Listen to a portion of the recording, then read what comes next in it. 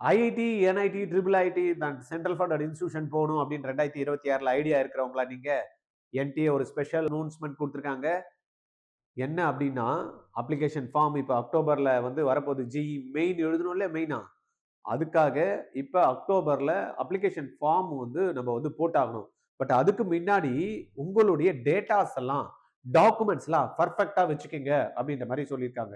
ஏன்னா லாஸ்ட் டைம்க்கு அப்ளிகேஷன் போடுறப்ப ஆதார் கார்டுல ஒரு நேம் இருக்கு, 10th மார்க் ஷீட்ல வேற நேம் இருக்கு, ஓபிசி சர்டிபிகேட்ல வேற நேம் இருக்கு, கேட்டகரி சர்டிபிகேட்ல வேற நேம் இருக்கு. இந்த மாதிரி வந்து பாத்தீங்கன்னா லாட் ஆஃப் கன்ஃபியூஷன் வந்ததுனால சில குழந்தைங்களுக்கு வந்து ரிஜெக்ட் ஆயிடுச்சு.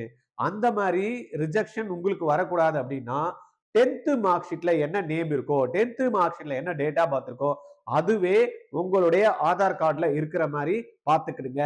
லேட்டஸ்ட் போட்டோஸ் அப்லோட் பண்ணி வச்சிருக்கணும் அதுல. அதனால ஏதாவது உங்களுக்கு ஒர்க் இருந்ததுன்னா ஆதார்ல அப்டேட் பண்ணி வச்சுக்கிடுங்க.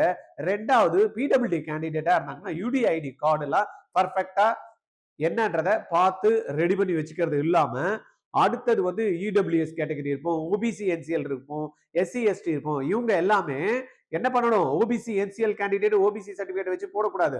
பிசி பிசிஎம் சர்டிபிகேட் வச்சு போடக்கூடாது. ஓபிசி என்சிஎல்ல தான் நம்மளுக்கு அந்த ரிசர்வேஷன் வந்து கிடைக்கும்.